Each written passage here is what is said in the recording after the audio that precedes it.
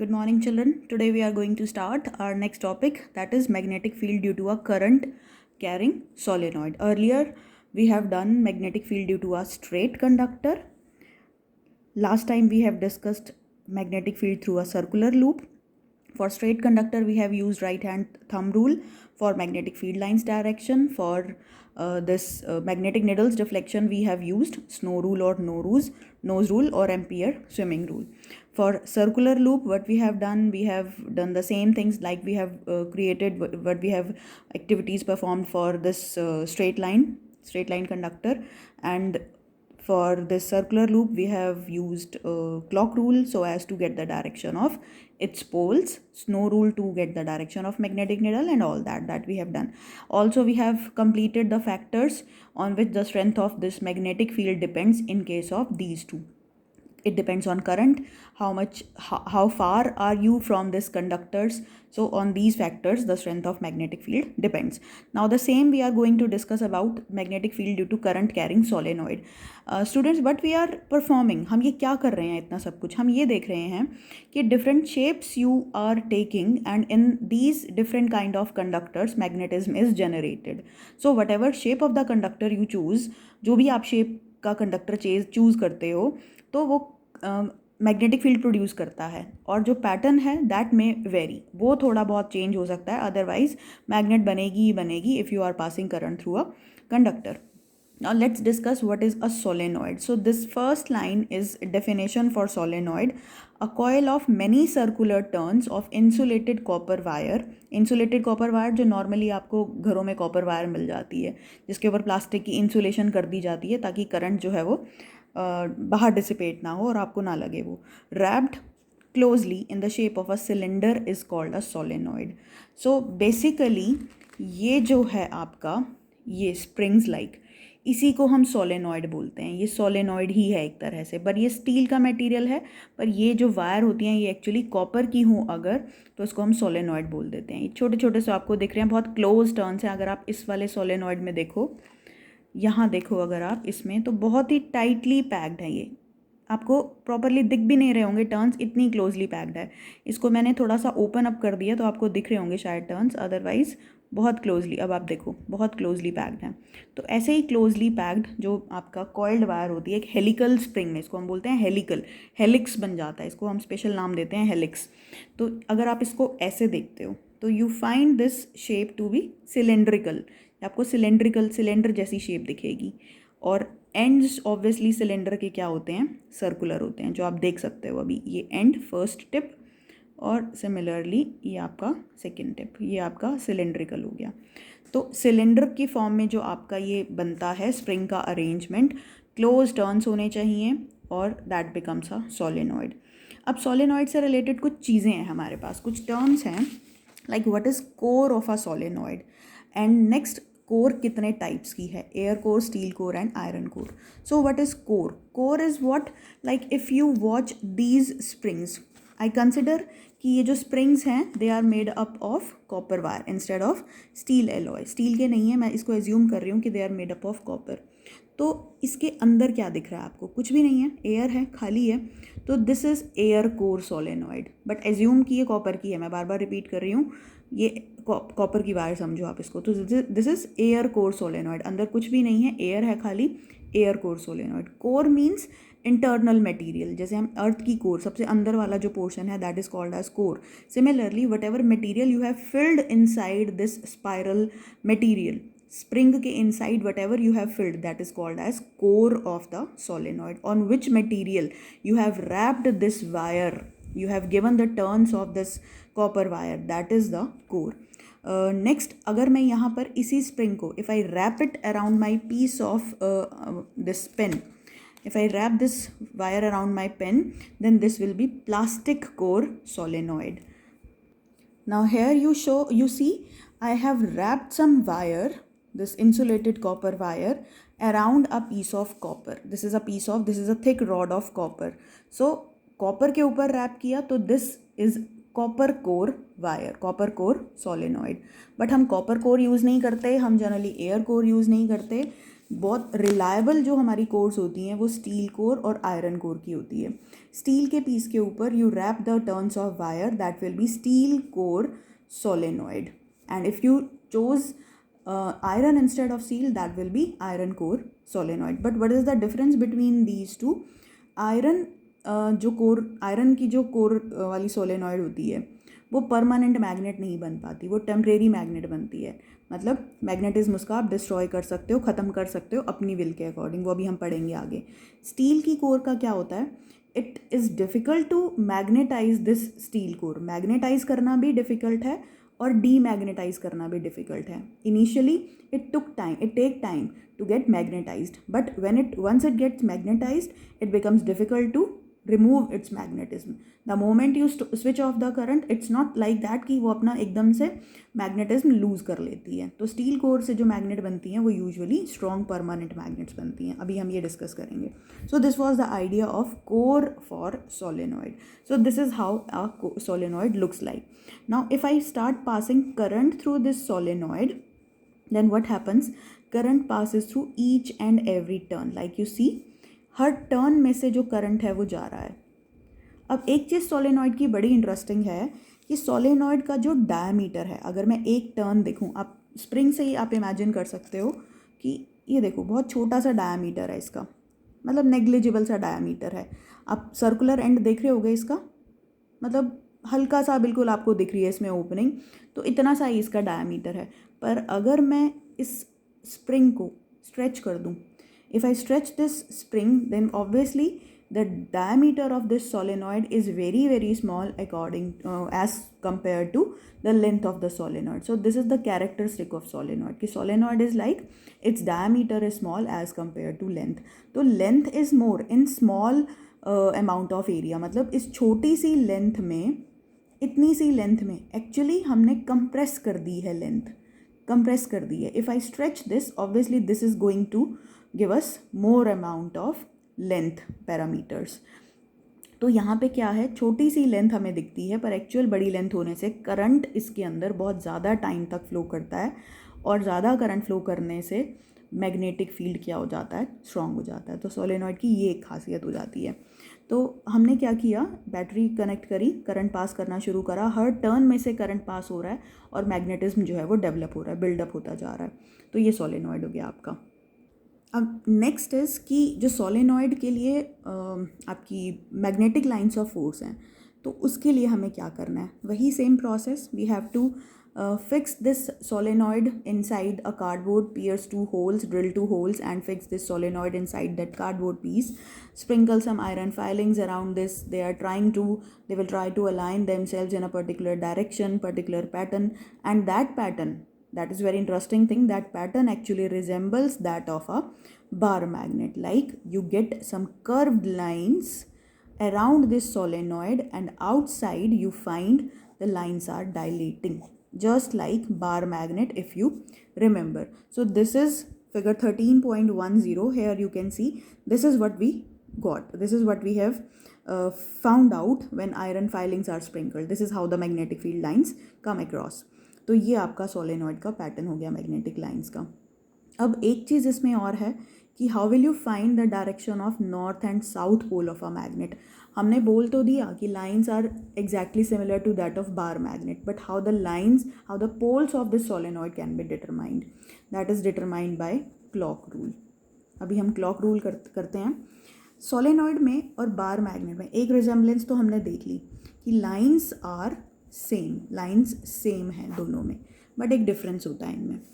Inside the field is uniform just like in bar magnet. Inside uniform होता है, जैसे bar magnet में भी नॉर्थ से स्टार्ट होती हैं टूवर्ड साउथ जाती हैं outside. Inside they are uniform and they move from south to north. Same happens in this case also, outside north to south. If I say this is north and this is south, तो outside ऐसे जा रही हैं और inside field uniform रहता है. ये चीज़ same है.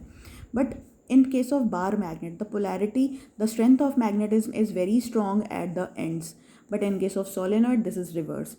Inside the field is uniform, but when we come towards the end, when we come near the end, the strength of magnetism decreases and it is exactly half. ये आप higher class में पढ़ोगे. exactly इसके लिए एक formula होता है, B equals to magnetic field equals to mu naught Ni. in the center, and magnetic field equals to mu naught Ni by 2 at the ends. So you need not to remember this formula at the moment because this is not in your syllabus. You just need to learn, you just need to memorize that this is opposite to that of bar magnet. In case of bar magnet, strength is maximum at poles, but in case of a solenoid, strength is weak at this poles. It is maximum inside, uniform inside and maximum inside, but at ends it decreases just to the half of the previous value. एक चीज़ और है solenoid में कि जब भी हमें uniform magnetic fields चाहिए होते हैं तब हम सोलेनॉइड का यूज़ करते हैं. Like in case of circular loop you have studied कि inside the field was uniform and strong, अंदर बहुत स्ट्रॉन्ग और यूनिफॉर्म रहता है. सोलेनॉइड में इवनली अंदर तक, बहुत अंदर तक अच्छा खासा फील्ड जो होता है वो आपका यूनिफॉर्म रहता है. एक हम बोलते हैं अर्थ का फील्ड यूनिफॉर्म है, एक ये solenoid uniform magnetic field produce करता है. So it has wide applications in so many things, electrical gadgets, electrical appliances. Now to get the lines, get the direction of magnetic south and north for solenoid, we rely on clock rule. There is one more rule, right hand thumb rule, with which we can find the direction of poles of solenoid that we are going to discuss. So first of all we are going to study about clock rule. Again this is the rule that we have applied for circular loop also.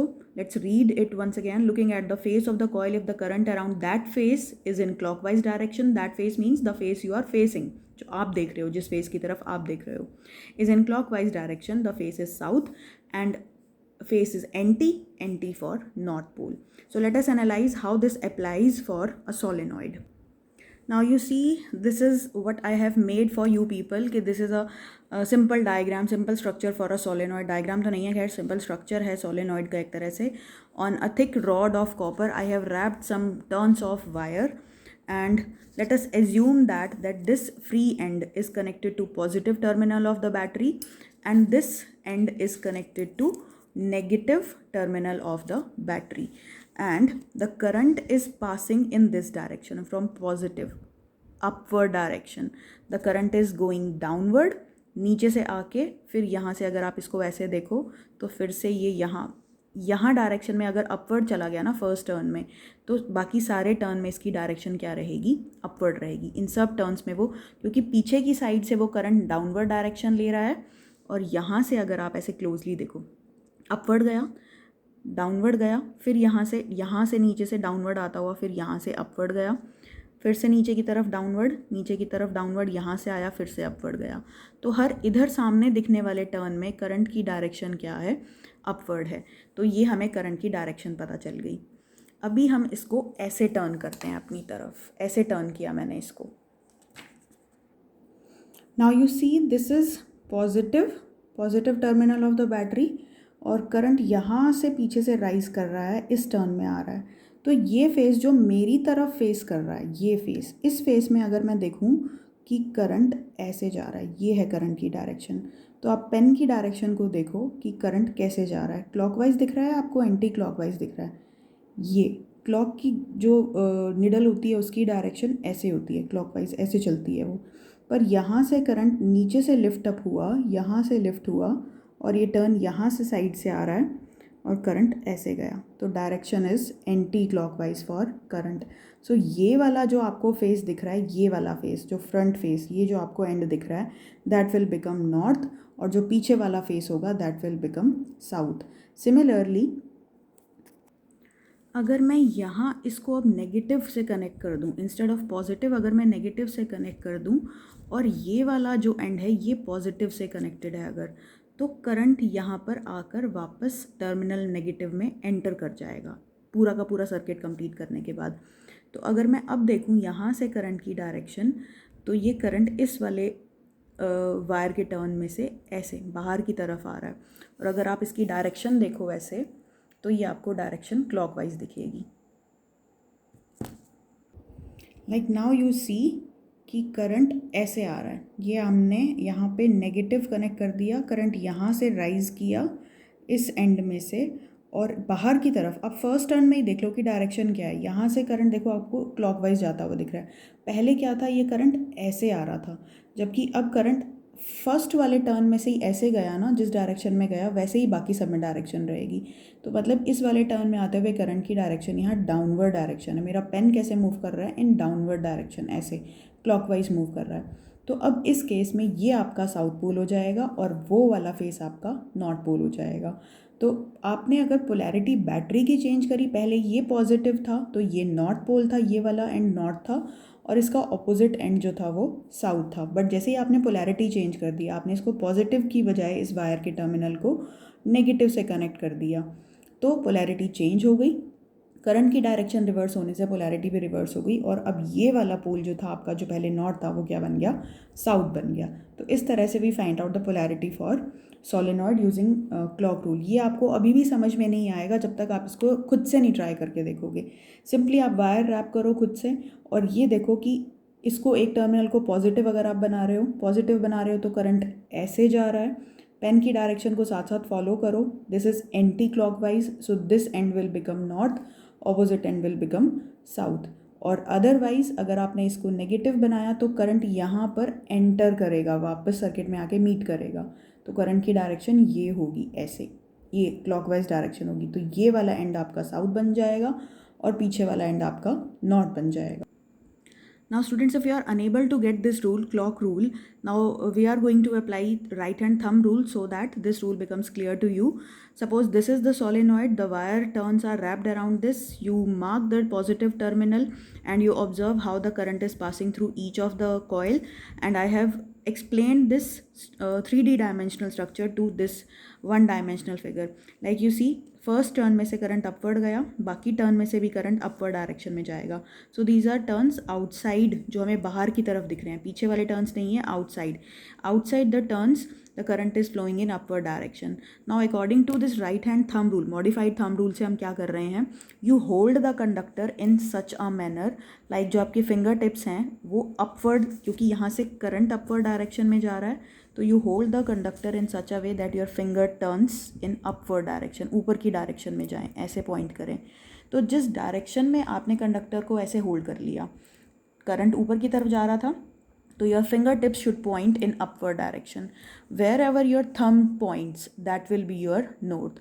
और यही हम clock rule से कर रहे थे कि current इस and में क्लॉकवाइज जा रहा था, सॉरी एंटी क्लॉकवाइज जा रहा था, तो ये नॉर्थ था। और इसी को हम राइट हैंड थंब रूल से ऐसे भी एक्सप्लेन कर सकते हैं, you hold the conductor, finger are pointing in upward direction, so this thumb is going to give you the direction of north. So this terminal will be your north terminal, north pole for the magnet, and automatically this will become your south. और अगर ऐसी situation है जिसमें current आपको ऐसे downward direction में दिख रहा है, तो आप कंडक्टर को होल्ड करो ऐसे डाउनवर्ड डायरेक्शन में, फिंगर नीचे। आप अभी देख सकते हो कि यहाँ ये जो एरोज़ हैं करंट के डाउनवर्ड पॉइंट कर रहे हैं, so are my fingers pointing downward. तो जिधर ही आपका थंब पॉइंट करेगा वो आपका नॉर्थ हो जाएगा।